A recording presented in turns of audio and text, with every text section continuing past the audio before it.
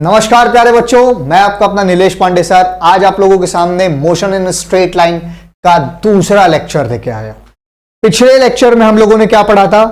Rectilinear motions के बारे में पढ़ा था। रेक्टिलिनियर मोशन क्या था? जो ऐसा मोशन जो हमारे एक एक्सिस पे एक समय पे एक ही एक्सिस पे चले, ऐसे मोशन को हम रेक्टिलिनियर मोशन पढ़े थे। फिर हमने क्वांटिटीज के बारे में पढ़ा था, फिजिकल क्वांटिटी में वेक्टर क्वांटिटी और स्केलर क्वांटिटी। फिर उसके बाद हम क्या पढ़े थे? डिस्टेंस पढ़े थे, डिस्प्लेसमेंट पढ़े थे, ठीक। फिर स्पीड पढ़े, फिर एवरेज स्पीड पढ़े, फिर वेलोसिटी पढ़े। ये सारी चीजें हमने पढ़ रखी थी। तब हमने जो लास्ट पॉइंट पे जो चीज पढ़ी थी वो क्या पढ़ा था कि वेलोसिटी हमारा दो टाइप का होता है, एक होता है इनिशियल वेलोसिटी, एक होता है हमारा फाइनल वेलोसिटी।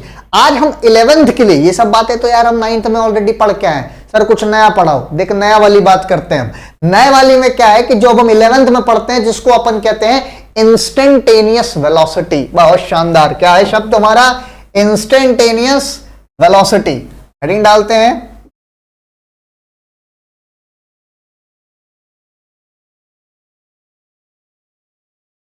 Instantaneous velocity. अब इंस्टेंटेनियस वेलोसिटी का क्या मतलब होता है? इंस्टेंटेनियस वेलोसिटी का मतलब होता है तुरंत। तुरंत का क्या मतलब है? जैसे हमसे कोई कहा कि सर हम 10 मीटर डिस्प्लेस किए 2 सेकंड में, तो 10 को 2 से डिवाइड कर दिया, कितना बचा? 5 मीटर पर सेकंड आया। तो वो 5 मीटर जो पर सेकंड रफ्तार आ रही है, जो वेलोसिटी हमारा आ रहा है, वो 0 से 2 सेकंड के बीच का आ रहा है। लेकिन अगर हमसे कोई कहे कि नहीं भैया हमको 0.2 सेकंड पे बताओ, तुरंत वाले पे रफ्तार बताओ, तो हम कैसे बताएंगे?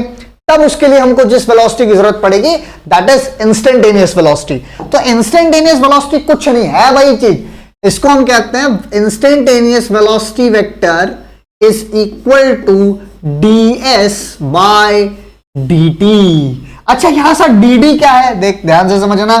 d की अगर हम बात करें तो d का मतलब होता है डिफरेंशिएशन।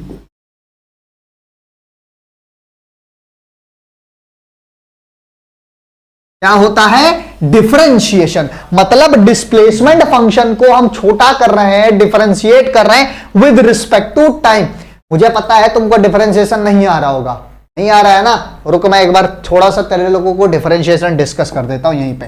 चलो एक बार जिसको जिसको नहीं आता है, ये साइड में हम थोड़ा सा डिफरेंशिएशन समझ लेते हैं। सर बताओ डिफरेंशिएशन क्या होता है? देखो, मैथ का एक बेसिक फंडा होता है डिफरेंशिएशन।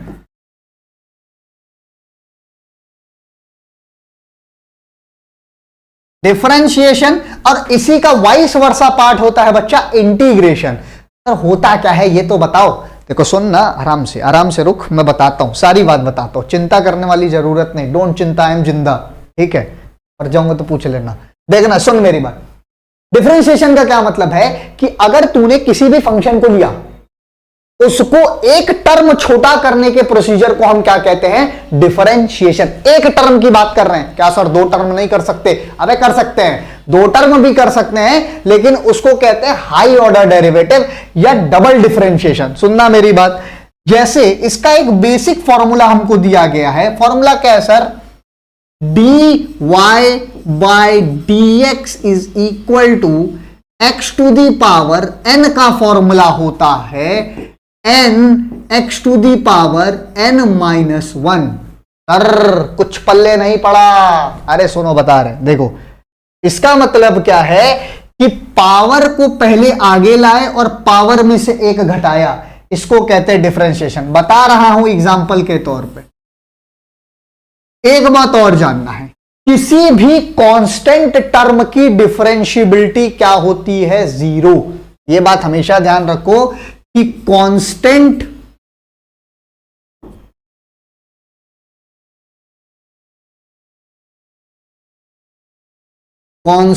टर्म की डिफरेंशिएबिलिटी dy बाई dx कितनी होती है? 0 होती है। सर कुछ पल्ले वल्ले नहीं पड़ रहा। अरे रुको यार, एक एग्जांपल से समझा रहे हैं। देखो, मान लो तुम्हारे घर में तुम्हारा कोई छोटा भाई बहन है, ठीक है? वो इतनी बड़ी सी पर्क खा रहा है, एक पर्क आया, तुमने आया, तुम आधा खा गया उसका। अब वो जिद्दा गया, कह रहा नहीं हमको पूरा चाहिए। पॉसिबल तो है नहीं कि तुम उसको पूरा ला के दे दो, असंभव, क्योंकि तुम्हारे पेट में जा चुका है। सुबह निकलेगा, वो भी किस फॉर्म में निकलेगा पता नहीं। लेकिन किसी भी छोटी की हुई चीज को बड़ा कर देना प्रैक्टिकली पॉसिबल नहीं है, लेकिन हमारी मैथ्स में पॉसिबल है। बेसिकली ये पार्ट मैथ्स का है, थोड़ा सा बायो वाले बच्चे इस बात को ध्यान में दें, ये हमारा मैथ्स का पार्ट है। तो इसमें हम करते क्या है सर, कैसे करते हैं, देखना मेरी बात। डिफरेंशिएट करते हैं, y को x को छोटा करते हैं y के रिस्पेक्ट में, या y को छोटा करते हैं x के रिस्पेक्ट में। तो डिफरेंशिएट करते हैं, छोटा करना, एक टर्म छोटा करना। यहां मैं आप लोगों को एग्जाम्पल के तौर पे ये बात समझाता हूं, बहुत प्यार से समझना। एग्जाम्पल मान लो हमने ले लिया, क्वाड्रेटिक इक्वेशन के बारे में सब जानते हैं, हर एक बच्चा यहां जो फंक्शन fx जानता है, ax square plus bx plus c, ये क्वाड्रेटिक इक्वेशन है। अरे यस और नो, बहुत शानदार। क्वाड्रेटिक इक्वेशन है सर, हम सब जानते हैं, इसको अपन क्या कहते हैं, क्वाड्रेटिक इक्वेशन। सर काहे क्वाड्रेटिक कहते हैं, काहे कि इसका हाईएस्ट पावर कितना है, 2 है, इसका हाईएस्ट पावर कितना, 2। तो जब इसका हाईएस्ट पावर 2 तो इसको क्या बोलेंगे, क्वाड्रेटिक। हाईएस्ट पावर 3 तो क्या बोलेंगे, क्यूबिक। हाईएस्ट पावर 4 तो क्या बोलेंगे, बाई क्वाड्रेटिक। अरे बोलेंगे ना। तो एक एक टर्म हम बढ़ाते जाएंगे यहां पे। अरे यस और नो, समझ आ रहा नहीं आ रहा, बहुत शानदार। ठीक, अब हमको क्या करना है कि इस क्वाड्रेटिक इक्वेशन को लीनियर में बदल देना, कि प्रोसीजर को हम क्या कहते हैं, डिफरेंशिएट करना। इसका एक टर्म अगर हम कम कर दें तो ये लीनियर हो जाएगा। हाँ सर हो जाएगा। कैसे करते हैं, आकर के देखते हैं। चलो सर सॉल्यूशन बताओ। सॉल्यूशन क्या कहता है कि हमारे पास फंक्शन fx दिया हुआ है, कितना, ax square plus bx plus c, यही है। हमको करना क्या है, dy बाई dx। किसको करना है, इसको, ax square plus bx plus c, यही करना है हमें। ठीक है सर, क्या करते हैं, पावर को आगे लाते हैं और पावर में से घटा देते हैं। Okay no problem.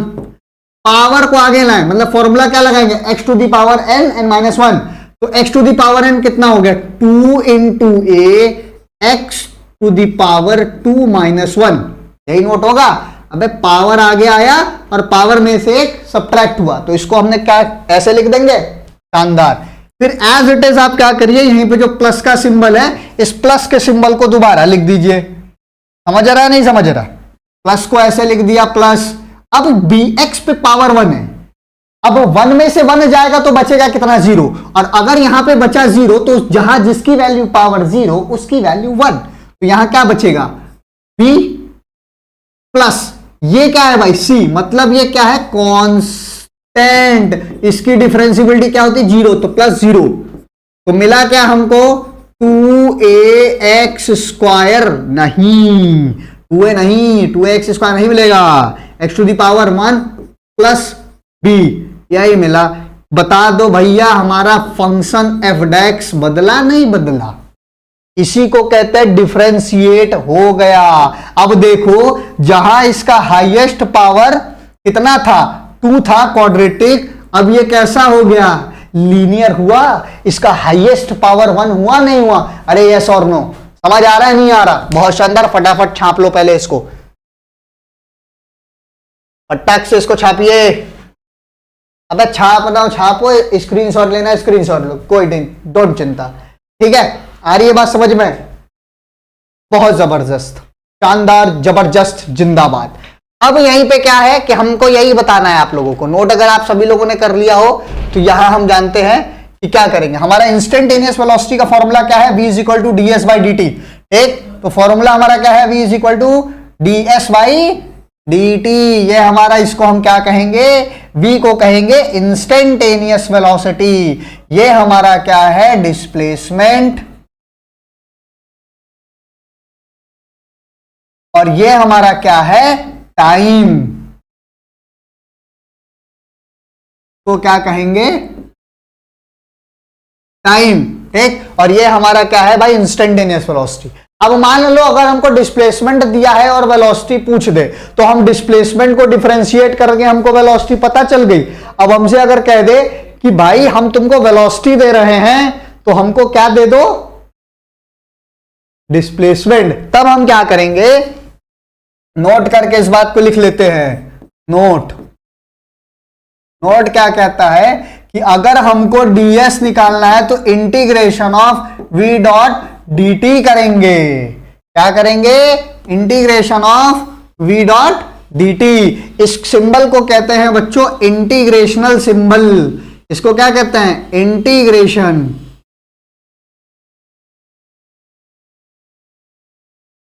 इसको क्या कहते हैं? इंटीग्रेशन। इंटीग्रेशन भी हमारा दो होता है, एक होता है डेफिनेट इंटीग्रल और एक होता है इनडेफिनेट इंटीग्रल। इतनी छोटी छोटी बातें हैं, फटाफट सब लोग नोट कर लीजिए, कोई दिक्कत यहां तक किसी को कोई समस्या होनी नहीं चाहिए मेरे अकॉर्डिंग। ठीक है, आगे चलें। ये हुई हमारी सारी बात किसकी भैया? इंस्टेंटेनियस वेलोसिटी की। अगला हेडिंग डालते हैं हम लोग एक्सेलरेशन का। नेक्स्ट हेडिंग हम क्या डालेंगे? एक्सेलरेशन। अरे बोलो भाई हाँ ना। अगला हेडिंग है हमारा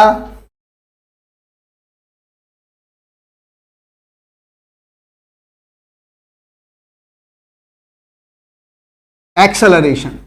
एक्सेलरेशन क्या होता है? पहले एक्सेलरेशन जानते हैं, फिर हम जान देते हैं इंस्टेंटेनियस एक्सेलरेशन। एक्सेलरेशन क्या है? Rate of change of velocity gives you acceleration. आसान भाषा में अगर मैं इसको लिख दूं, क्या है? रेट ऑफ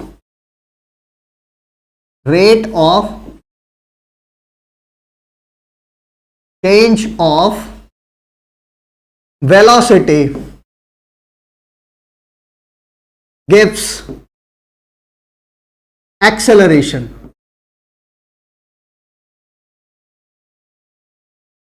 ठीक, एक्सेलरेशन को हम रिप्रेजेंट करते हैं ए से, जिसके ऊपर वेक्टर का ऐसे सिंबल बना होना चाहिए। इसकी एसआई यूनिट होती है मीटर पर सेकंड स्क्वायर। तो इसका फॉर्मूला अगर अपन देख लें क्या होता है? Acceleration is equal to a is equal to v minus u by t. ये तो हमारा बेसिक फॉर्मूला है एक्सेलरेशन का, मतलब चेंज इन वेलोसिटी। फाइनल में से इनिशियल गया तो वेलोसिटी का चेंज बताया। इस पूरे सेगमेंट को क्या कहते हैं? चेंज। ये वाला जो सेगमेंट है इसको कहेंगे change in velocity. Change in velocity. And ये क्या है हमारा? टाइम। कई कई किताबों में ऐसा भी लिखा होता है A is equal to delta V by delta T. ये भी दिया होता है, कहीं कहीं जगह पे delta V by delta T भी दिया होता है। ये हमारा एक्सेलरेशन है। अगर हम इसकी एसआई यूनिट की बात करें तो क्या होता है? एसआई यूनिट क्या होगा? अरे मीटर पर सेकंड स्क्वायर। मीटर पर second square.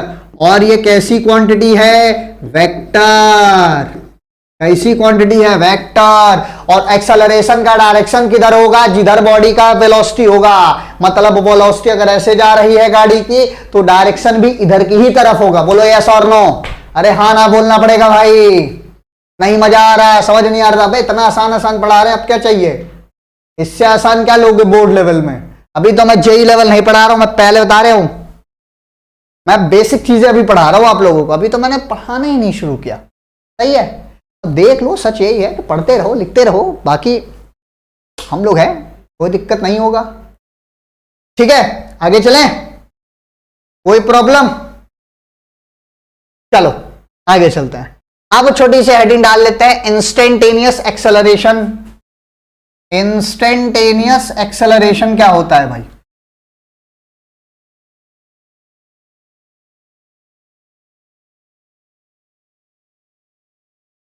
Instantaneous acceleration, instantaneous acceleration ये क्या होता है? अरे कुछ नहीं, कुछ नहीं, ये होता है simple, rate of change of velocity is known as acceleration. वही तो है। अगर हमको यहां से ए निकालना है तो क्या करेंगे? A is equal to vector A is equal to क्या कर लेंगे? DV by D T. खत्म, खत्म, टाटा बाय बाय। सही है, ये दे दिया हमको, change in velocity with respect to time, instantaneous acceleration. अब इसमें भी हम ये बात नोट करके लिख सकते हैं कि अगर हमको वेलोसिटी चाहिए तो इंटीग्रेशन के लिए क्या करेंगे? ए डॉट डी टी, सिंपल। तो यहां से हमको क्या निकल जाएगा? वेलोसिटी निकल जाएगा। अरे हाँ ना बोलो, अरे बोल तो रहे हैं। चलो पक्का, ये क्या है? Velocity, change in velocity, change in time. ठीक, ये हमारा क्या है? इंटीग्रेट करके हमने निकाल लिया इस बात को। बोलो कोई दिक्कत है यहां तक? अरे हाँ ना बोल दो भाई सभी लोग। चलो, कोई समस्या यहां तक होनी नहीं चाहिए वैसे मुझे जहां तक लग रहा है। ठीक, होनी भी नहीं चाहिए। अब मान लो, मेरी बात ध्यान से सुनो, अगर आपसे कभी ये कह दे कि डायरेक्ट डिस्प्लेसमेंट देके आपसे एक्सेलरेशन पूछ ले, तब हम क्या करेंगे? पहले एक सर क्वेश्चन करा दो, उसके बाद देखते हैं। देखो मेरी बात, चलो एक आध क्वेश्चन छोटा सा एग्जांपल लिख लेते हैं। एग्जांपल कराते हैं। मान लीजिए हमारे पास दिया हुआ है डिस्प्लेसमेंट, दिया हुआ in the terms of equation, मान लिया 2t स्क्वायर माइनस 4। क्या दिया है? 2t स्क्वायर माइनस 4 ये दिया है, और हमसे कह रहा है find the velocity, find the instantaneous velocity at t is equal to 0.2 second. Find instantaneous velocity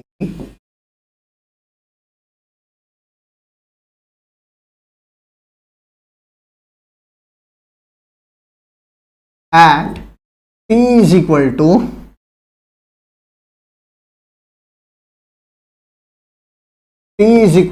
0.2 second. तो आप क्या करोगे? सर वो जो आप देख रहे हो डिस्प्लेसमेंट आपको दिया है, ये इन किसके टर्म्स में दिया है? ये इक्वेशन है, इसको कहते हैं डिस्प्लेसमेंट इक्वेशन। क्या कहते हैं? Displacement equation. अब और ये टाइम कितना दिया है? बहुत छोटा समय दिया हुआ है, इंस्टेंट टाइम दिया हुआ है। तो हम इसको कैसे निकालेंगे? बहुत शानदार तरीका है। सर इसको पहले डिफरेंशिएट कर दे। हाँ, फॉर्मूला क्या होता है? सॉल्यूशन अगर हम कर रहे हैं तो फॉर्मूला हमारा पता होना हमको चाहिए, नहीं चाहिए? फॉर्मूला कैसे करेंगे? तो formula is equal to v is equal to क्या निकालना है? ds by dt। तो ds हमारा कितना है? पहले इसको डिफरेंशिएट कर दे। तो 2 2 जा 4, 2 2 जा 4, 4 माइनस 4। अरे सर ये तो जीरो आ गया, खत्म, वेलोसिटी जीरो आएगी। अरे 4 में से 4 गया, बचा कितना है? कांस्टेंट टर्म की डिफरेंशिएबिलिटी होती है। जरा मारेंगे बुद्धि सही हो जाएगा तुम लोगों का, ऐसे नहीं होता है गधों कहीं के। भाई ये कांस्टेंट टर्म है ना, ये कांस्टेंट टर्म है ना, तो कांस्टेंट हमको मालूम था। 2-4 लोग को मैं ऐसे क्वेश्चन दे चुका और वो यही करके सर जीरो आंसर। मूर्खू, देखो आपने 2 का डिफरेंशिएट किया, पावर को आगे लाया, 2 इंटू 2t 2 माइनस 1 माइनस इसका 0, तो कितना मिलेगा? 2 2 जा 4 इंटू टी। तो ds की वैल्यू कितनी मिल गई? 4t। अब यहां पे जो समय है उसकी जगह पे 0.2 पुट कर दो, तो कितना मिलेगा? टोटल वेलोसिटी निकालने के लिए हमें मिल जाएगा 4 इंटू 0.2। यहां पे आप मल्टीप्लाई कर दीजिए, आंसर आ जाएगा। अब सभी लोग मुझे इसका आंसर कमेंट बॉक्स में बताएंगे, इतना मीटर पर सेकेंड। जो नहीं बताएगा श्राप लगेगा मेरा। ठीक, यहां तक बातें सभी लोगों को क्लियर है? एक्सेलरेशन भी इसी तरह निकलता है, इंस्टेंटेनियस वेलोसिटी भी इसी तरीके से निकलती है। कोई प्रॉब्लम किसी को? Sir no problem. आगे चले, बहुत शानदार। चलो, ये अगर छोटी छोटी बातें अगर हमारी हो गई हो तो आगे बात करते हैं। ठीक है सर, आप कुछ नोट के बारे में बता रहे थे, डबल डिफरेंशिएशन की बात करते हैं। हाँ, मैं डबल डिफरेंशिएशन की बात कर रहा था। डबल डिफरेंशिएशन बोले तो इसका मतलब यह होता है कि अगर आपको डिस्प्लेसमेंट, अब देखो मेरी बात एक बहुत ध्यान सुनना, बहुत प्रैक्टिकली बात। स्पीड क्या है? Change in distance. वेलोसिटी क्या है? Change in displacement. एक्सेलरेशन क्या है? चेंज इन वेलोसिटी, है ना? अब अगर हम एक ये लाइन वाइज जोड़े तो मतलब Rate of change of displacement give you rate of change of speed, give you velocity. Rate of change of displacement give you velocity. Rate of change of velocity give you acceleration, है ना? तो उसी तरह अगर हमसे इस बीच की कड़ी निकाल दी जाए, डिस्प्लेसमेंट मतलब हम डिस्प्लेसमेंट को अगर 2 बार डिफरेंशिएट कर देंगे तो हमको सीधा एक्सेलरेशन मिल जाएगा।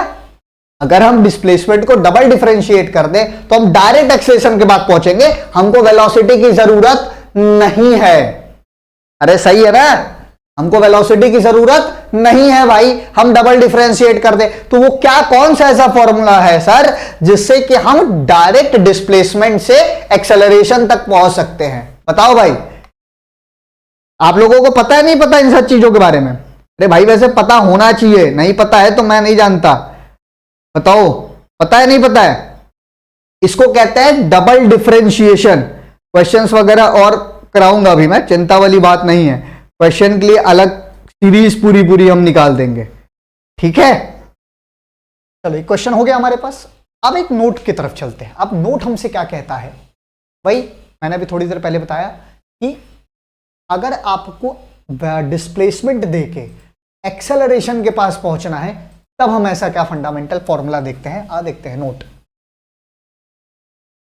नोट हमसे क्या कहता है, जिसको कि हम डबल डिफरेंशिएशन भी कहते हैं, याद रख लेना। a is equal to d square x by D t square. ठीक, ये हमारा फॉर्मूला है किस चीज का? Double differentiation. मतलब यहां पे देखो चेंज इन वेलोसिटी आई ही नहीं, ठीक है? ये हमारा क्या था? एक्सेलरेशन बिना वेलोसिटी के, जिसमें हमको वेलोसिटी का यूज नहीं है, इसी को कहते हैं हम डबल डिफरेंशिएशन, या इसको कहते हैं हाई ऑर्डर डेरिवेटिव। यहां पे आपका एक्सेलरेशन है, इसको कोई काट ही नहीं सकता। चलो ये बात रही हमारी एक्सेलरेशन की। ये हमारा क्या था यहां पे? डिस्प्लेसमेंट। ये हमारा टाइम है, ठीक है? अब एक्सेलरेशन की बात समझ में आ गई तो अब एक छोटी सी बात करते हैं जिसको हम कहते हैं नेगेटिव एक्सेलरेशन। नेगेटिव एक्सेलरेशन क्या होता है? तो हेडिंग इज, छोटा सा हेडिंग डाल लीजिए सब लोग, कोई बहुत रॉकेट साइंस वाला टॉपिक नहीं है। हेडिंग है हमारा retardation.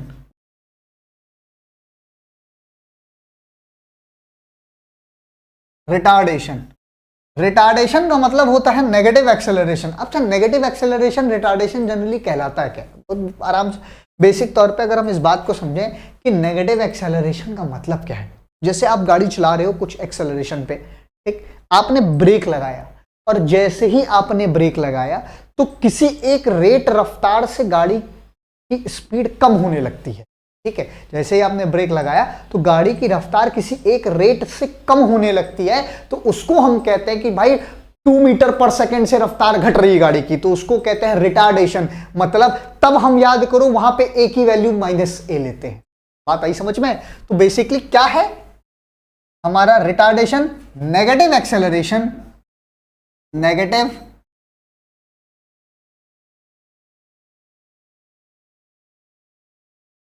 Negative acceleration is called retardation.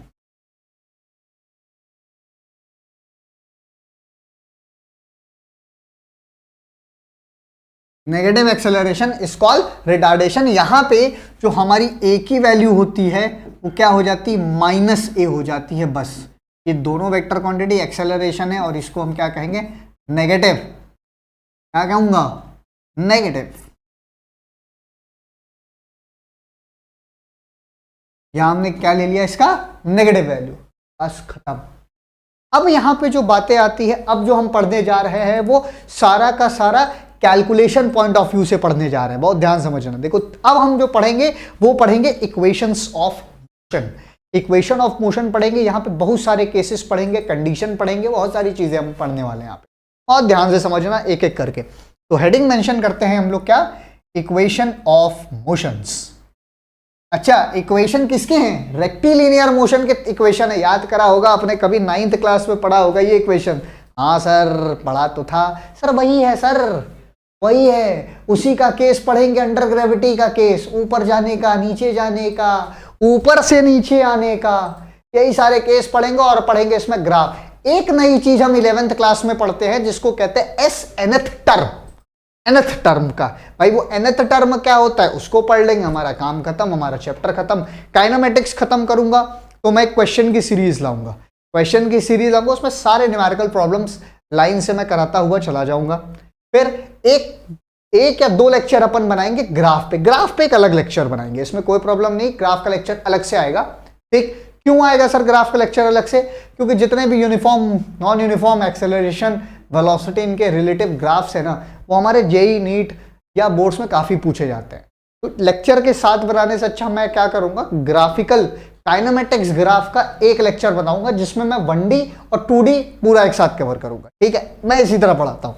ठीक, तो हेडिंग हम क्या डालेंगे हमारी, इक्वेशंस ऑफ मोशन।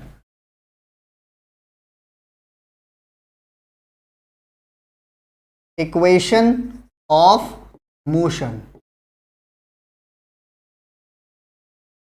एक इक्वेशन ऑफ मोशन में याद होगा आप लोगों को, आपने कुछ पढ़ रखा है, सर पढ़ा तो बहुत कुछ है, याद बस नहीं। इक्वेशन ऑफ मोशन में हमने पढ़ रखा है कई इक्वेशंस के बारे में, सर कई नहीं, 3 ही। हाँ हाँ ठीक है, कोई दिक्कत नहीं, 3। तो जो पहला इक्वेशन था वो हमारा क्या था, v is equal to u plus a t. दूसरा इक्वेशन था हमारा s is equal to u t plus half a t square. तीसरा इक्वेशन है हमारा v square is equal to u square plus 2as। ये हमारे तीनों रेक्टिलिनियर इक्वेशंस ऑफ मोशन है। तो अगर मैं यहां पे आपको बता दूं कि हमारा v क्या है, सभी बच्चा जानता है, u क्या है, हर बच्चा जानता है, a क्या है, हर बच्चा जानता है, और s क्या है, हर बच्चा जानता है, t क्या है, हर बच्चा। अरे सर जानते तो है लेकिन फिर से बता दीजिए, बता देते हैं। v हमारी फाइनल वेलोसिटी, u हमारी इनिशियल वेलोसिटी, a हमारा एक्सीलरेशन। ठीक, ये मेरा क्या है, एक्सेलरेशन। s क्या है हमारा, डिस्टेंस या डिस्प्लेसमेंट। अगर मैग्नीट्यूड की बात करेंगे तो डिस्टेंस हो जाएगा, और मैग्नीट्यूड प्लस डायरेक्शन लेंगे तो क्या हो जाएगा, डिस्प्लेसमेंट हो जाएगा। इसको हमने क्या कह दिया, डिस्टेंस और डिस्प्लेसमेंट। हमारा टाइम। ये तो रही हमारी nth टर्म। इसके बाद आखिरी वाले में पढ़ाएंगे कि s nth क्या होता है। ठीक है, बात आई समझ में।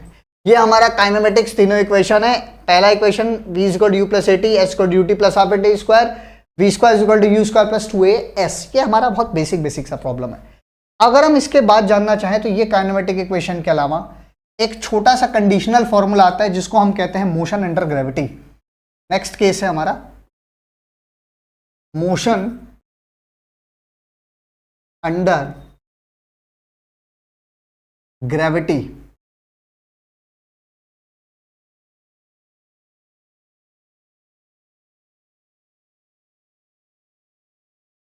मोशन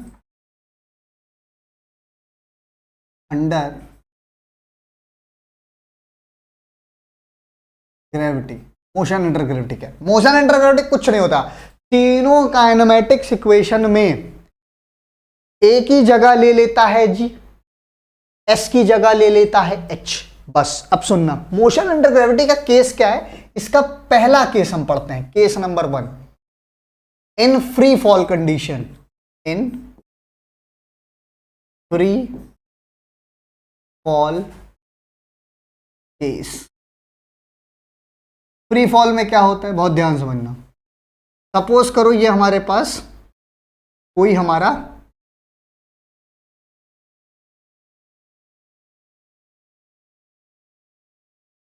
ये एक टावर है,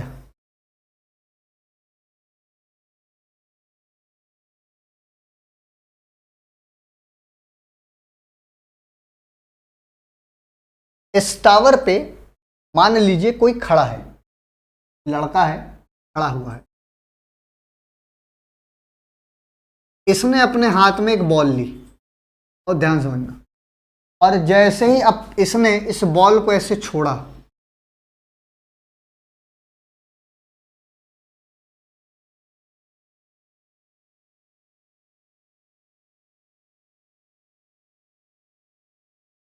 ये नीचे की तरफ बॉल आ रही है, बॉल नीचे आ रही है, बॉल क्या कर रही है, नीचे आ रही है, बॉल का डायरेक्शन किधर है, नीचे की तरफ है।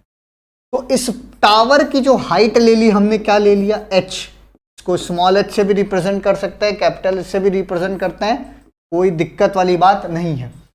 जब हमारा बॉल नीचे की तरफ आएगा तब ध्यान से समझना इस बात को, तो एक्सेलरेशन क्या होगा, कन्वर्ट हो जाएगा acceleration due to gravity g में। और जब बॉल नीचे की तरफ आएगा ना, तो धरती माता इसको नीचे की तरफ खींच रही है, तो एक्सेलरेशन कैसा हो जाएगा, पॉजिटिव। क्या हो जाएगा, जी हम कैसा ले लेंगे, पॉजिटिव। तब जो हमारी काइनेमेटिक इक्वेशन बनेगी, वो पहली इक्वेशन क्या होगी, v is equal to u plus g t, ये हमारी क्या हुई, पहली इक्वेशन। दूसरी इक्वेशन क्या बनेगी, h is equal to h equal to u t plus half g t square. And तीसरा जो कंडीशन बनेगा, v square is equal to u square plus 2gh। यहां से मैं चाहूं तो नीट वाले बच्चों के लिए बहुत ही आराम से एक क्वेश्चन बता सकता हूं, जो ऑलरेडी नीट वगैरह में आए हुए हैं, जिसको कि हम शॉर्ट ट्रिक्स वगैरह भी कहते हैं। क्या करना है, कुछ नहीं करना है। देखो एक बात हमेशा ध्यान से समझना भी, ये जो की पॉइंट मैं बताने जा रहा हूं, बात यह है कि जब आप कभी भी बॉल को छोड़ोगे, तो जैसे आपने इस बॉल को यहां से ऐसे छोड़ा, तो इनिशियली ये क्या है, रेस्ट पे है ना, यहां पे बॉल क्या है हमारा, initially at rest, initially at rest, मतलब रेस्ट से छोड़ोगे, इसका मतलब क्या हुआ, u बराबर 0।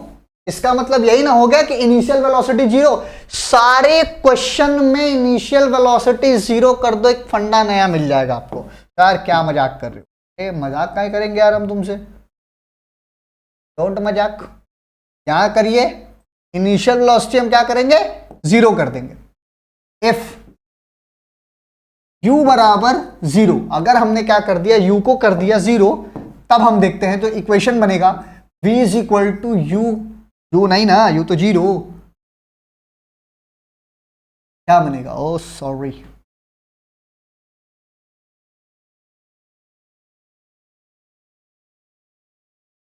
v is equal to g t, h is equal to half g t half g t square. ये क्या मिलेगा, v is equal to 2gh, v का स्क्वायर। अगर आपसे सवाल में डायरेक्ट कोई पूछ दे कि एक बात बताओ, जब यहां से बॉल को छोड़ा गया, जब बॉल को से छोड़ा गया, तो वो नीचे आने में यहां पे इसकी फाइनल वेलोसिटी कितनी होगी, तो डायरेक्ट तुम सवाल में इनिशियल वेलोसिटी कह सकते हो कि फाइनल वेलोसिटी होगी v is equal to √2gh। बोलो भैया, हाँ या ना, लिख सकते हो नहीं लिख सकते हो, अरे आप कह सकते हो ना। तो इसकी फाइनल वेलोसिटी कितनी होगी, √2gh। ये क्या मिल गई हमको, फाइनल वेलोसिटी, फाइनल वेलोसिटी। अच्छा सर, तब तो हम यहां से टाइम भी निकाल सकते हैं। अरे बिल्कुल निकाल सकते हैं, बिल्कुल निकाल सकते हैं ना। अगर हमसे कहा जाए कि यहां से यहां तक आने में इसको कितना टाइम लगा, तो हम बहुत आराम से निकाल सकते हैं। सर कैसे निकाल लेंगे, हम अपने इस इक्वेशन का यूज करेंगे, सेकंड इक्वेशन का यूज करेंगे, तो यहां से t की वैल्यू नहीं निकल जाएगी, क्या हो जाएगा, t is equal to √2 h/g, यही ना होगा, √2h/g। टाइम आ गया सर, क्या है ये? टाइम। यो क्या से सर, ये आ गया टाइम, जो नीचे आने में इसको लगेगा समय। क्या लगेगा? समय, टाइम। भाई इतना टाइम लगेगा? अरे हाँ ना बोलो सर, ये वाला क्यों नहीं लगा सकते फॉर्मूला? सर ये वाला फॉर्मूला इसलिए नहीं लगा सकते क्योंकि डिस्टेंस कितना कवर कर रहा है ये पता ही नहीं है। तो speed is equal to distance upon time के साथ यही फॉर्मूला वैलिड करेगा। उठा के सारी बातें नोट कर लीजिए, बहुत इंपॉर्टेंट केस बताया है, नोट कर लीजिए, बहुत शानदार चीज है। अब इससे शानदार क्या ही बताएगा। देखो ये सारी अभी बेसिक थ्योरीज बता रहे हैं हम, अभी क्वेश्चन नहीं करवा रहे हैं, क्वेश्चन इकट्ठे करवाएंगे सब पे। जब सारे प्रॉब्लम एक साथ करेंगे ना तो बताऊंगा कि मोशन अंडर ग्रेविटी का केस ये है, ये है, ये है, ये है। अब मेरी बात ध्यान से सुनो, इसका एक केस और है, आप खुद से करना, एक बार ट्राई करना, कुछ नहीं। ये तो तब का केस है जब बॉडी फ्री फॉल हो रही है, ऐसे छोड़ रहा हूं, बॉडी नीचे आ रही है। लेकिन अगर हम ऐसे ऊपर की तरफ फेंके तो बॉल ऊपर की तरफ जा रही है, एक्सेलरेशन ड्यू टू ग्रेविटी नीचे की तरफ लग रहा है। तब की केस में क्या होगा? व्हेन वी थ्रोन बॉल या बॉडी वर्टिकली अपवर्ड डायरेक्शन, जब हम किसी भी बॉल को क्या करेंगे, वर्टिकली अपवर्ड डायरेक्शन में फेंकेंगे, तब जो हमारा जो कंडीशन बनेगा उस केस में हम जी की वैल्यू निगेटिव ले लेंगे। बस इतना ही केस है। चलो तो करा ही देते हैं, क्या ही दिक्कत है।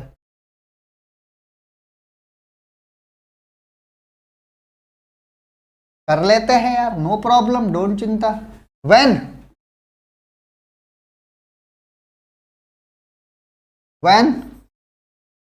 body is thrown vertically upward,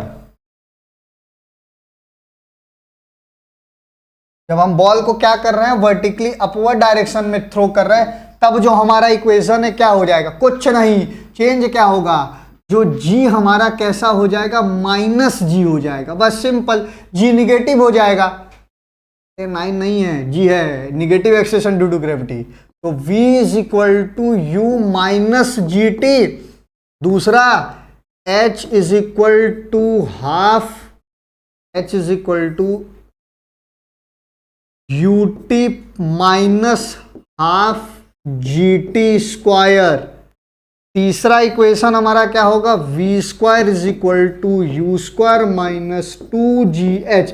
जहां जहां हमने पॉजिटिव लिया था वहां वहां हमने बस क्या कर दिया? निगेटिव कर दिया। इसके अलावा हमारा कोई भी दूसरा केस नहीं बनता है। यहां पे हमारी 1D मोशन की कहानी लगभग खत्म होती है। समझ में आ रही? पॉज करना। ठीक, यहां तक हमारी बातें तो क्लियर। बस एक चीज और बची है हमारी, एक चीज जो बची है उस बची हुई चीज को पढ़ते हैं।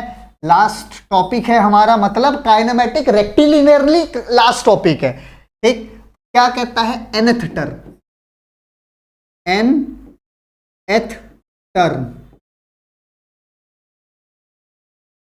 nth टर्म हमसे क्या कहता है? बहुत ही प्यार से समझने वाली बात है कि जब हम डिस्टेंस निकालते हैं उसको हम nth term. Sir nth term क्या है? देखो मेरी बात समझना, जैसे कहते हैं ना, फर्स्ट आए हैं, second term, third term. AP में तुम लोगों ने पढ़ा होगा कि nth टर्म का मतलब होगा कितनावे टर्म, कितनी बार। जैसे अगर हमसे कहा जाए तो nth टर्म में हम क्या करते हैं? जो निकालते हैं उसके एक टर्म पहले वाले का निकालते हैं। तो अगर हम फॉर्मूला इसका देखें nth टर्म का, तो s nth is equal to हमारे पास क्या होता है? u plus a/2 2n-1। ये हमारा फॉर्मूला किसका है? nth टर्म का। बहुत ध्यान समझना, इस nth टर्म के फॉर्मूले में हम करते क्या है, समझना मेरी बात को बहुत धीरे धीरे से। ये n क्या है? Number of turn. यहां पे जो छोटा n हमको दिया हुआ है, n ये क्या है? Number of turn. Number of turn में क्या हो सकता है? Integer 1 2 3 4 5 dot dot dot nth term तक ये जा सकता है। तो यहां पे जो भी आप रखेंगे ये एक टर्म पहले वाला आपको बताएगा, मतलब दूसरके से तीसरके के बीच का जो एक है उसका टर्म बताता है एस nth टर्म। चलो यहां तक हो गया, हम लोगों ने पढ़ लिया था बहुत आसानी से, ये सारी छोटी छोटी चीजें हमने पढ़ रखी थी। अब जो हम एक टॉपिक पढ़ेंगे जिसका नाम है रिलेटिव वेलोसिटी। रिलेटिव वेलोसिटी मैं आप लोगों को समझा देता हूं पहले रिलेटिव का मतलब क्या होता है। रिलेटिव का मतलब होता है रिलेशन। पहले और टॉपिक के बारे में चलते हैं, ठीक है। चलो हेडिंग क्या डालनी है हम लोगों को, रिलेटिव वेलोसिटी, या कई जगह इसको एज अ रिलेटिव मोशन भी कहते हैं।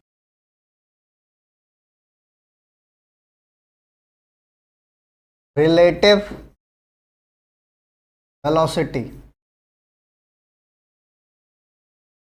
या रिलेटिव मोशन भी इसको कई कई जगह पे हम इसको कहते हैं। अच्छा, रिलेटिव का मतलब क्या होता है? रिलेटिव का मतलब होता है रिलेशन। अगर मैं यहां आपको बहुत छोटी छोटी बातें अगर यहां पे मैं बताऊं रिलेटिव की, तो रिलेटिव का मतलब क्या हम करते हैं, रिलेशन। रिलेशन होता है, रिलेशन किसके किसके बीच होता है, किसी दो क्वांटिटीज के बीच में होता है। सर दो क्वांटिटीज का मतलब क्या हो गया, जैसे ध्यान से समझना। रिलेटिव वेलोसिटी एक बात और पे डिपेंड करती है जिसको हम कहते हैं frame of reference. Frame of reference किस पे डिपेंड करती है, हमारी फ्रेम ऑफ रेफरेंस पे डिपेंड करती है। फ्रेम ऑफ रेफरेंस क्या होता है? फ्रेम ऑफ रेफरेंस का मतलब है सिस्टम। जिस सिस्टम में आप हैं वो उस सिस्टम का फ्रेम ऑफ रेफरेंस कहलाता है, ठीक है। जिस सिस्टम में आप हैं वो उस सिस्टम का क्या कहलाता है, फ्रेम ऑफ रेफरेंस। अब रिलेटिव वेलोसिटी सर इस बात पे कैसे डिपेंड करती है? रिलेटिव वेलोसिटी इस बात पे डिपेंड करती है, मेरी बहुत बहुत ध्यान से सुनना, कि जैसे मैं रुका हूं, अब मेरे सामने कोई चल रहा है, तो मेरे रिस्पेक्ट में उसकी रफ्तार कितनी। जैसे आपने कभी कभी ये देखा होगा कि भाई ट्रेन रुकी है, बगल वाली ट्रेन चल रही है, तो आपको लगता है कि आपकी ट्रेन चल रही है, तो इस संदर्भ में आपके रिस्पेक्ट में उस वाले ट्रेन की रफ्तार क्या। तो ऐसा भी रखता है कि भाई हम ट्रेन से चल रहे हैं, बाहर हमको पेड़ ऐसे जाते हुए नजर आ रहा है, हम हाथ हिलाते हेलो हेलो हेलो, नहीं एक्चुअली पेड़ चल रहा है क्या, नहीं पेड़ तो रुका हुआ है। और पेड़ को लगेगा कि तुम चल रहे हो, है ना, दोनों एक दूसरे को लगेगा कि हम चल रहे हैं। तो ये क्या है, relative velocity.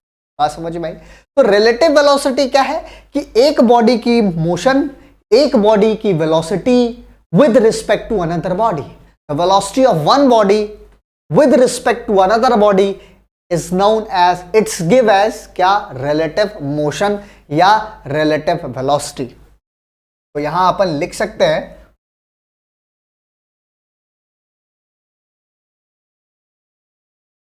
motion of body, motion of one body with respect to another body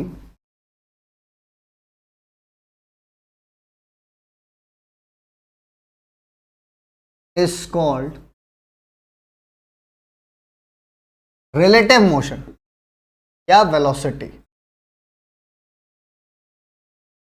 relative motion या वेलोसिटी, रिलेटिव। बात आई समझ में? यहां तो बहुत छोटी छोटी बातें मैं आप लोगों को बता रहा हूं आराम आराम से। अब हम चलते हैं रिलेटिव वेलोसिटी के या रिलेटिव मोशन के केस के ऊपर। अब ये सारा का डिपेंड किस पे कर रहा है भाई, केस पे करेगा। एक एक बात जो मेरी है सब केस पे डिपेंड करेगी। तो चलते हैं केस नंबर 1।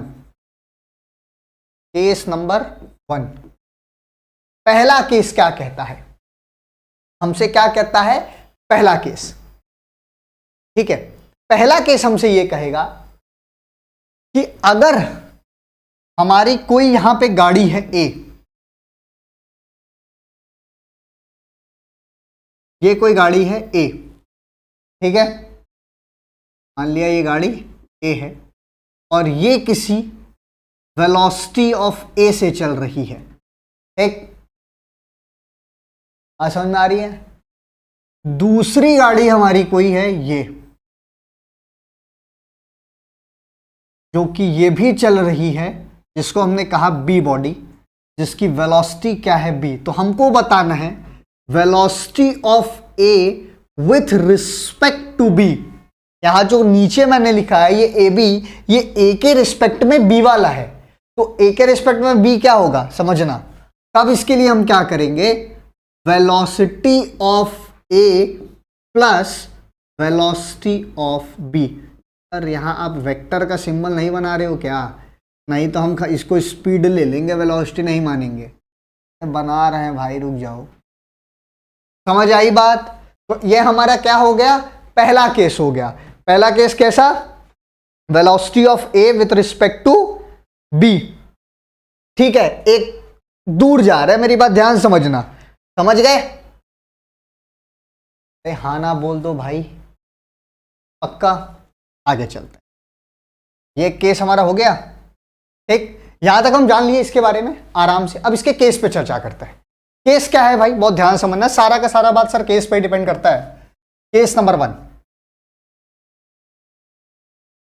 केस नंबर 1, पहला केस हमसे क्या कहता है, सपोज करो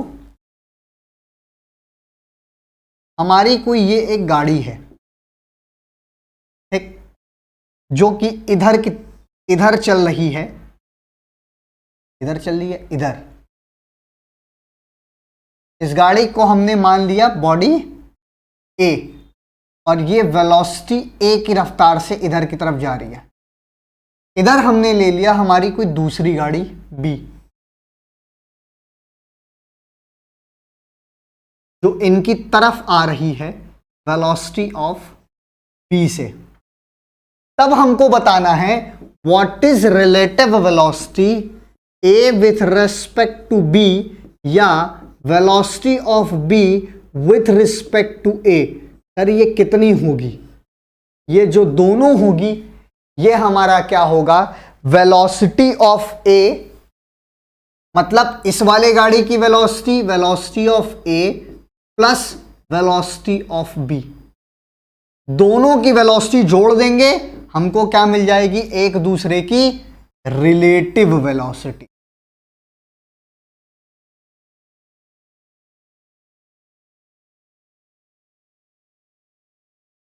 ये रही रिलेटिव वेलोसिटी। कब, जब ये इधर जा रहा है और ये इधर जा रहा है, तो इसको लगेगा इसकी रफ्तार कितनी, इसको लगेगा इसकी रफ्तार कितनी, दोनों के रफ्तार को हम जोड़ दें, दोनों के रफ्तार को जोड़ देंगे, एक दूसरे के रिलेटिव वेलोसिटी हमको पता चल जाएगी। Next case, case number 2। अब दोनों में लड़ाई हो गया, ब्रेकअप, पहले मिलने आ रहे थे, अब ब्रेकअप हो गया। केस नंबर 2, अब क्या होगा इस केस में,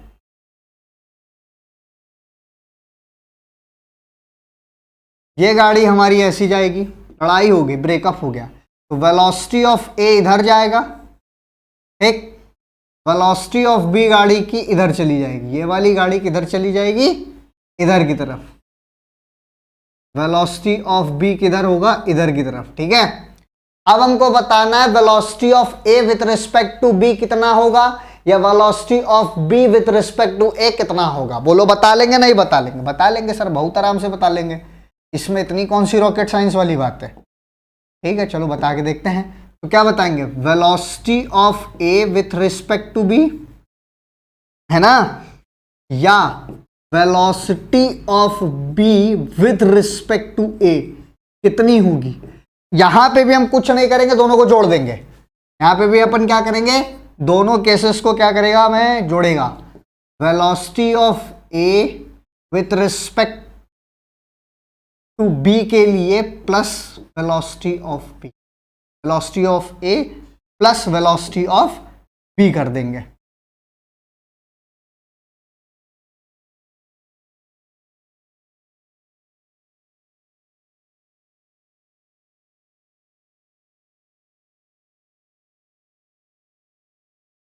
ये जुड़ गया, खत्म। इस बात को नोट कर लीजिए सभी लोग आराम से, कोई दिक्कत वाली बात नहीं। Next case, case number 3।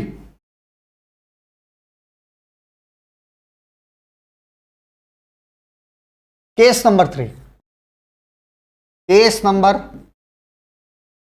3, case number 3 में हमसे यह कहता है कि ये हमारी जो गाड़ी है ए, मान लेते हैं वेलोसिटी ऑफ ए से चल रही है गाड़ी, ये है वेलोसिटी ऑफ ए से चल रही है। मान लिया हमारी वेलोसिटी बी से हमारा ये वाला चल रहा, ये ठीक, ये भी वेक्टर क्वांटिटी, ये चल रहा है वेलोसिटी ऑफ बी से, ये भी वेक्टर क्वांटिटी। अब निकालना है velocity of A with respect to B, velocity of B with respect to A. देखो करेंगे क्या, जो पहली चीज निकालेंगे वो क्या निकालेंगे, velocity of A with respect to B, तो होगा क्या, velocity of A minus velocity of B, velocity of A minus velocity of B, ये हमें पता चल जाएगा ठीक। और दूसरा केस क्या निकालेंगे हम, velocity of B with respect to A, जिसकी निकालनी है उसको पहले लिखेंगे, जिसके रिस्पेक्ट में निकालनी है उसको बाद में लिखेंगे, और जिसकी निकालनी है उससे, जिससे निकालनी है उसको माइनस कर देंगे। तो velocity of B minus velocity of A, इतना ही है हमारा ये केस। नोट कर लो फटाफट, फटाफट नोट कर लीजिए, स्क्रीनशॉट ले लीजिए आप लोग, ले लिया। अब अगला केस देखते हैं, अब अगला केस देखें, बहुत शानदार सा केस है, आगे चलते हैं।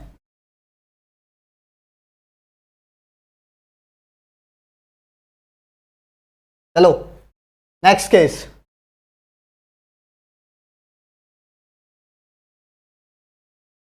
नेक्स्ट केस,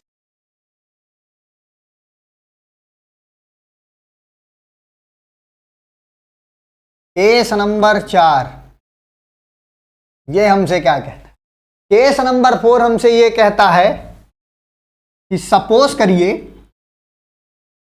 एक गाड़ी आपकी ऐसे जा रही है इधर की तरफ, मान लिया ये गाड़ी हमारी ए है जिसको हमने कहा वेलोसिटी ऑफ ए, ऐसे जा रही है, और जो हमारी गाड़ी है बी, वो बी गाड़ी हमारी ऐसे जा रही है इधर, वेलोसिटी ऑफ बी से। आओ ध्यान समझना, ये ऐसे जा रही है, ये ऐसे जा रही है। अब समझना ये वेक्टर है, अब दोनों वेलोसिटी वेलोसिटी की बात है तो दोनों वेक्टर क्वांटिटी होगी ना यार, दोनों कैसी क्वांटिटी होगी, वेक्टर क्वांटिटी होगी। तो दोनों वेक्टर क्वांटिटी, एक वेक्टर क्वांटिटी ऐसे जा रही है, दूसरी वेक्टर क्वांटिटी ऐसे जा रही है, तो कहीं ना कहीं मेरे हिसाब से तो ये अपने आप को कुछ वेक्टर एंगल बता रही होगी, है ना, इनका कुछ रिजल्टेंट निकलेगा ना। देखो कैसे, अगर मान लीजिए एक गाड़ी आपके ऐसे जा रही है, दूसरी की गाड़ी आपकी ऐसे जा रही है, यही तरीका है, तो इनके बीच का रिजल्टेंट तो कुछ होगा ना, नेट ऐसे। मतलब सर कुछ समझ नहीं आया, बताओ देखो कैसे, अगर वेलोसिटी ऑफ ए ऐसे है, एक वेलोसिटी ऑफ बी ऐसे है, तो ये क्या हो गया, velocity of A with respect to B, ये क्या है, velocity of A with respect to B, ये है ना। अब ध्यान से सुनना, इस रिजल्टेंट, इसको हम क्या कहते हैं, रिजल्टेंट ही तो कहते हैं ना, इसको क्या कहते हैं, स्लोप है ये, जिसको कि हम क्या कहते हैं, रिजल्टेंट, रिजल्टेंट जो हम जानते हैं किसके इक्वल होता है, tan थीटा के। तो ये वाला जो हमारा एंगल होगा, ये जो थीटा होगा, ये क्या होगा, किसी रिजल्टेंट वेक्टर से इसके बीच का एंगल, किसी रिजल्टेंट वेक्टर से वेक्टर के बीच के एंगल को हम ये कहते हैं ना। तो इनका जो नेट निकलेगा वो कितना निकलेगा, इनका जो नेट रिजल्टेंट होगा वो क्या होगा, अरे भैया याद आ गया, velocity of A with respect to B जो होगा वो magnitude under root velocity of A का square plus velocity of B का square plus 2 V A V B cos theta. ठीक, यही होगा इनका relative velocity. Magnitude of relative velocity कितना होगा, ये होगा भाई, इसको कहेंगे क्या भाई सर, मैग्नीट्यूड। ये क्या है, रिलेटिव वेलोसिटी का मैग्नीट्यूड। रिलेटिव वेलोसिटी का मैग्नीट्यूड तो क्या कहेंगे, रिलेटिव वेलोसिटी का magnitude under root A square plus B square plus 2ab cos theta के टर्म में आया है, तो ये हमारे रिलेटिव वेलोसिटी का क्या है भाई, मैग्नीट्यूड है। सर वेलोसिटी है तो इसके पास दो फॉर्मूले होंगे ना, एक डायरेक्शन भी तो आएगा। हाँ सर बिल्कुल आएगा, सर तो निकाल लो ना। तो डायरेक्शन किसके बराबर है, tan थीटा के बराबर आएगा ना। डायरेक्शन किसके इक्वल है, स्लोप के इक्वल है। अरे हाँ या ना बोलना पड़ेगा। अगर ये हमारा स्लोप के इक्वल है तो हम क्या कर देंगे बोलो, तो डायरेक्शन निकाल लेंगे। इसका एक केस और सुनो, मेरी बात ध्यान सुनो ध्यान से। रिजल्टेंट तो ये है, एक बात और बहुत गौर सुनना, ये वेक्टर VA और VB के बीच में टोटल एंगल कितना बन रहा है, 90 डिग्री बन रहा है ना। तो यहां पे थीटा की वैल्यू अगर हम 90 डिग्री ले ले तब हमारा जो रिजल्टेंट है वो क्या हो जाएगा, थोड़ा सा चेंज हो जाएगा ना। क्या मिलेगा कि एफ थीटा के बराबर यहां पे 90 डिग्री कर दें, क्या करते हैं 90 डिग्री, तो cos 90 की वैल्यू होती है 0। क्या होती है, cos 90 की वैल्यू होती है 0। तो यहां 0 रख देंगे तो रिजल्टेंट जो हमको मिलेगा वो मिलेगा अंडर रूट VA का स्क्वायर प्लस VB का स्क्वायर, ये आएगा हमारा रिजल्टेंट। अगर स्लोप निकालना हो तो भी निकाल सकते हैं tan theta, tan theta is equal to B sine theta upon A plus B cos theta करके हम यहां से निकाल सकते हैं। आप निकाल लीजिएगा, इस चीज को भी निकाल के लीजिएगा, आपको पता ही है वो स्लोप किसके इक्वल होता है, tan थीटा के। तो tan थीटा क्या होता है बी साइन थीटा, तो बी हमने किसको मान लिया, वेक्टर बी वाले को, VB।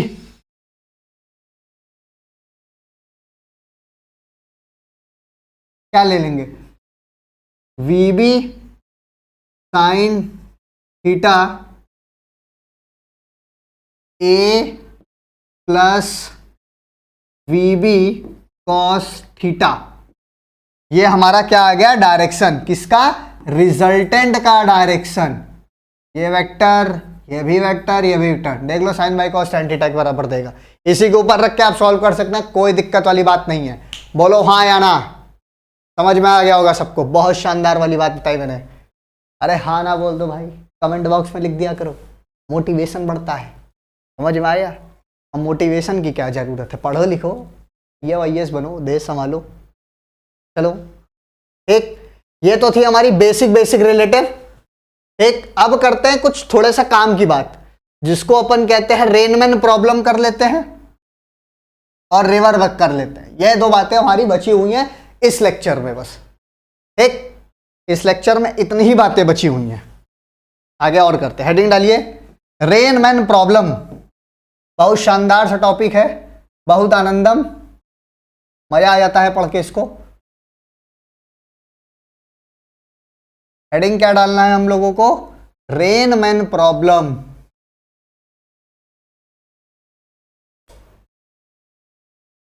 चलो रेनमैन प्रॉब्लम।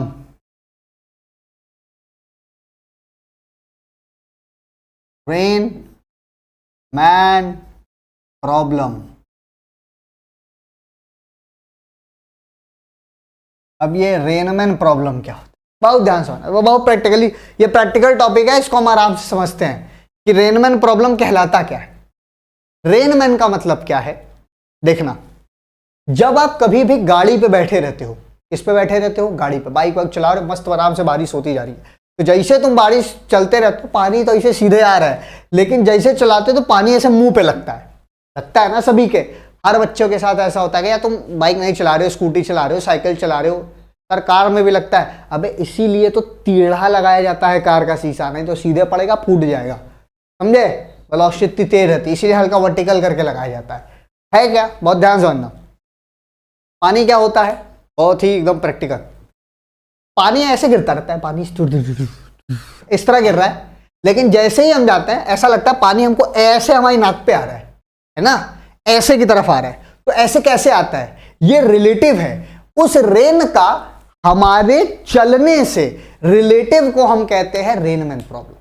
और असलियत में ये सवाल बनता ही क्यों है, ये हमको बताया जाता है velocity of rain with respect to man. ये हमको किस लिए बताया जाता है, velocity of rain with respect to man कितना है। बात समझ में आ रही है नहीं आ रही, आप समझते हैं इसको बहुत ही ध्यान से। अच्छा सा टॉपिक है, बहुत ध्यान से समझना सभी लोग। देखो सपोज करो यहां पे कोई लड़का है, ये बड़ा खूबसूरत सा है, ठीक। अब इसके ऊपर रेन बह रहा है, ये क्या बह रहा है इसके ऊपर, रेन, नीला नीला रेन, पानी बरस रहा है इसके ऊपर, लड़के के ऊपर पानी बरस रहा है, ठीक। तो ये क्या है, velocity of rain with respect to ground.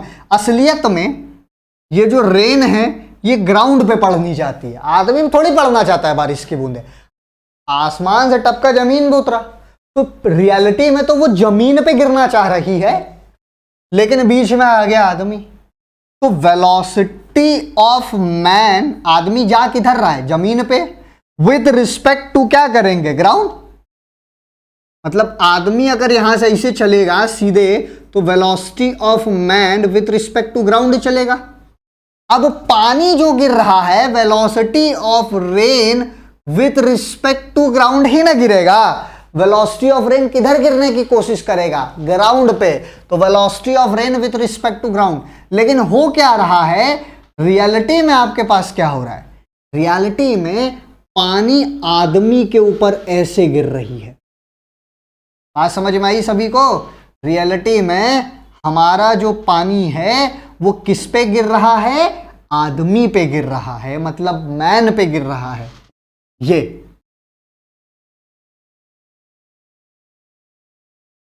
इधर की तरफ, यार ये क्या हो गया,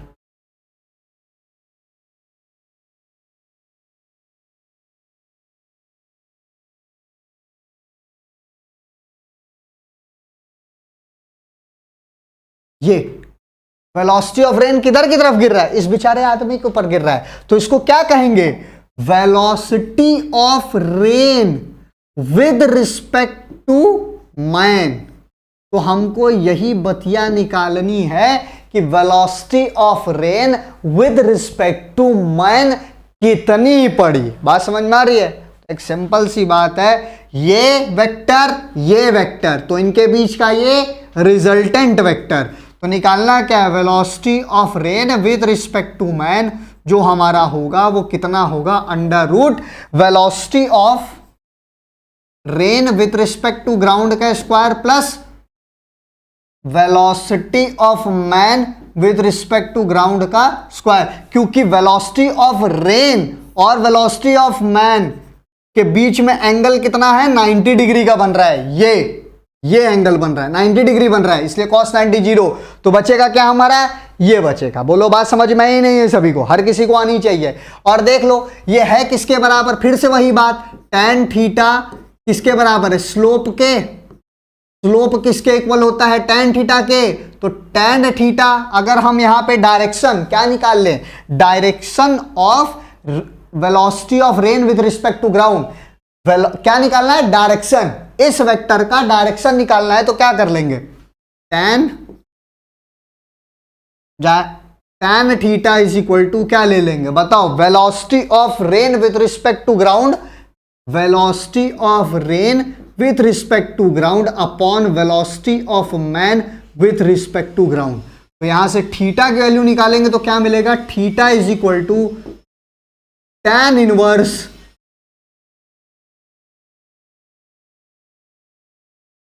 velocity of rain with respect to ground upon velocity of man with respect to ground.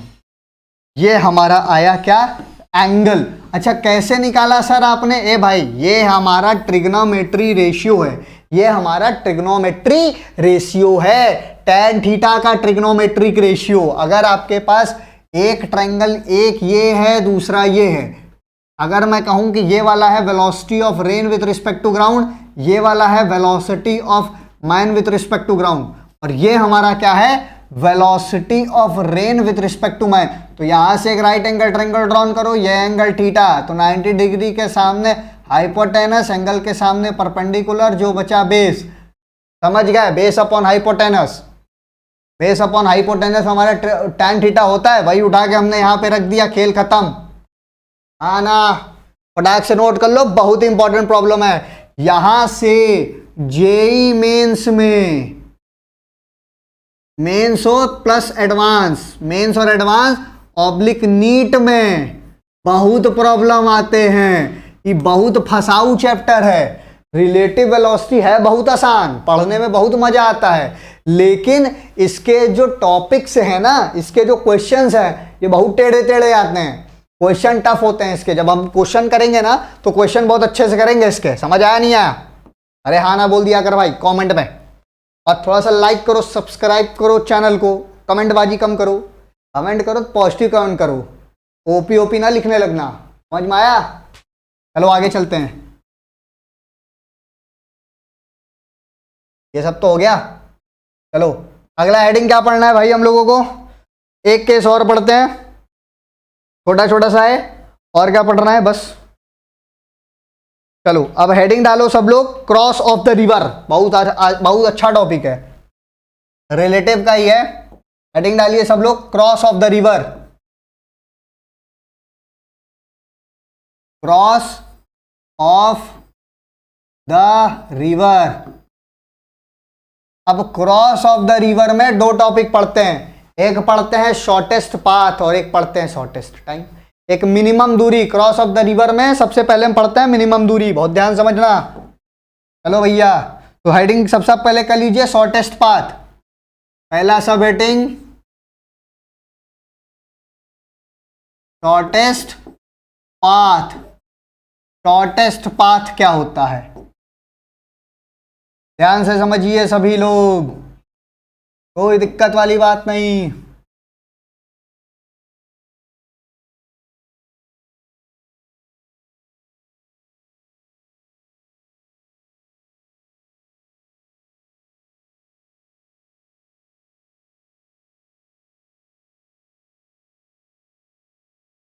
Shortest path टेढ़ा बन गया क्या? हाँ,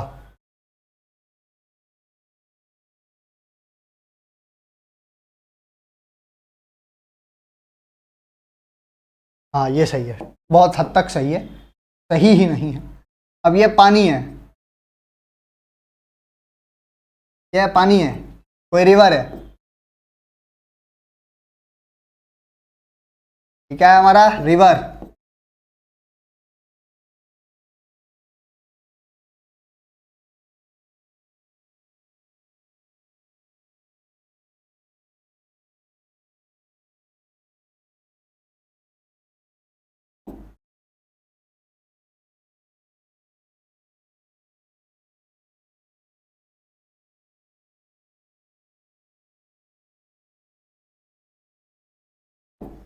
ये देखो, अब हमारा क्या है, ये रिवर, बहुत ध्यान समझना।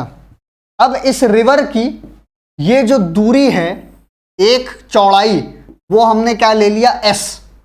ये हमने क्या कह दिया, चौड़ाई ले लिया एक्स, एस। असलियत में होता क्या है कि यहां पे सपोज करो कोई आदमी है, ठीक, यहां पे सपोज कर लो कोई आदमी हमारा ए है, जिसको इस पॉइंट बी पे जाना है। बात को बहुत ध्यान समझना, ये हमारा यहां पे कोई आदमी ए है जिसको इस वाले पॉइंट बी पे जाना है। असलियत में दिक्कत क्या है, जानने को, नाव पकड़े चला जाए, या तो ये सकता है असलियत में नाव पकड़े और चला जाए, क्या दिक्कत है? कोई दिक्कत नहीं है। लेकिन प्रॉब्लम क्या है यहां पे, बहुत समझने वाली बात है। प्रॉब्लम यहां पे ये है कि जो पानी का जो बहाव है, बहाव, वाटर का फ्लो ऑफ डायरेक्शन, वो इधर की तरफ है, इधर पानी बहाव इधर की तरफ है, बहुत ध्यान से समझना। तो अगर वो आदमी ऐसे जाएगा तो यहां तक पहुंचते पहुंचते पानी का बहाव उसको इधर की तरफ लेके जाएगा। तो सर क्या करना चाहिए, आदमी को थोड़ा सा ऐसे जाना चाहिए, तिखा, थोड़ा सा टिल्टेड होके आदमी को हमारे जाना चाहिए, जिससे वो हमारे पानी के बहाव से पहुंचते पहुंचते किसी टी समय में यहां तक पहुंच जाएगा। बोलो बात यहां तक समझ में आ रही है? ठीक है, तो यहां पे क्या है, वेलोसिटी ऑफ रिवर। तो आदमी अगर हमारा ऐसे निकलेगा, ऐसे, असलियत में ये क्या है, मान लिया हमने पॉइंट बी और इस पॉइंट को ले लिया सी, तो यहां से बी से सी की बीच की जो दूरी हमने क्या ले ली, एक्स। हमने दूरी क्या ले लिया, एक्स। तो वेलोसिटी ऑफ रिवर क्या है, अब आदमी तो इधर निकला ना, velocity of man with respect to river, इधर की तरफ आदमी गया तो इस इधर कौन सा है, वेलोसिटी ऑफ मैन इधर की तरफ गया। अब आदमी को पहुंचना किधर है, इधर, ये वाले डायरेक्शन में, इसी डायरेक्शन में पहुंचना था ना।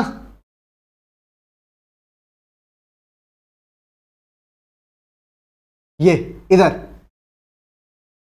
इस डायरेक्शन में आदमी को क्या करना है, पहुंचना है, जिसको हम क्या कहेंगे, ये वाला direction, velocity of river with respect to man, या velocity of man with respect to river. तो हमको जनरली यही वेलोसिटी निकालनी, कितनी होगी बताओ। अगर ये एंगल हम थीटा मान ले, ये एंगल थीटा, तो भाई थीटा के सामने और ये वाली साइड हम ले लेंगे परपेंडिकुलर, 90 डिग्री के सामने हाइपोटेनस, एंगल के सामने परपेंडिकुलर, जो बचा बेस।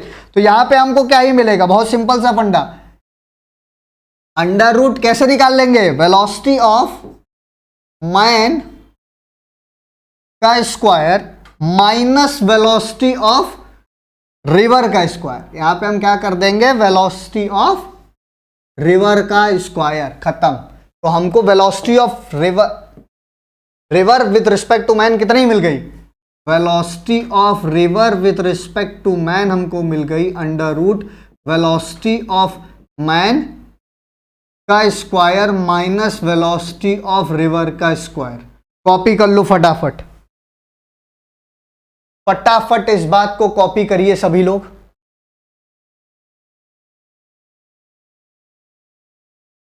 ठीक है, आगे चले। अब यहां से हम क्या निकाल सकते हैं, टाइम निकाल सकते हैं बहुत ही आराम से। टाइम निकाल सकते हैं तो क्या कर लेंगे, ट्रायंगल ए बी सी ले लेंगे। मान लीजिए हमने ले लिया ट्रायंगल ए बी सी, तो क्या निकालेंगे, speed is equal to distance upon time होता है, speed is equal to distance upon time. तो यहां से time is equal to distance upon speed, distance upon speed. उठा के रख दीजिए, डिस्टेंस हमारा कितना है, टोटल डिस्टेंस मेरा कितना है, अगर हम यहां की बात करें टोटल डिस्टेंस एस, और स्पीड हमारी कितनी है, velocity of man with respect to river, velocity of man with respect to river ये है। ध्यान रख लीजिए S upon under root velocity of man का square minus velocity of river का स्क्वायर। ये आपको टाइम मिल गया, ये आपको मिल गया टाइम। और यहां से अगर एंगल की वैल्यू निकालनी है तो ये भी भाई, ये वाला भी डायरेक्शन हमारे किसके बराबर है, स्लोप के ही बराबर है। तो फिर से यहीं पे tan थीटा और tan थीटा का ट्रिग्नोमेट्रिक रेशियो निकाल दीजिए, कितना हो जाएगा, velocity of river upon under root velocity of man का स्क्वायर प्लस है माइनस है, नहीं माइनस है, माइनस वेलोसिटी ऑफ रिवर का स्क्वायर। उठा के रख दीजिए, आंसर आ जाएगा, जिसको हम x बाई एस में कर रहे हैं। खत्म। यहां से हमारी रिलेटिव मोशन का चैप्टर खत्म, 1D खत्म। अब इस पे बचा क्या क्या है, सिर्फ क्वेश्चन करने को बचा है। क्वेश्चन हम लोग, क्वेश्चन का बंच में लेकर अभी आऊंगा मैं, क्वेश्चंस पूरा बंच के फॉर्म में कराऊंगा। ठीक है, इसके बाद नेक्स्ट टॉपिक अगला शायद प्रोजेक्टाइल मोशन, वो आपको 1-2 दिन में मिल जाएगा। तब तक के लिए ओके बाय।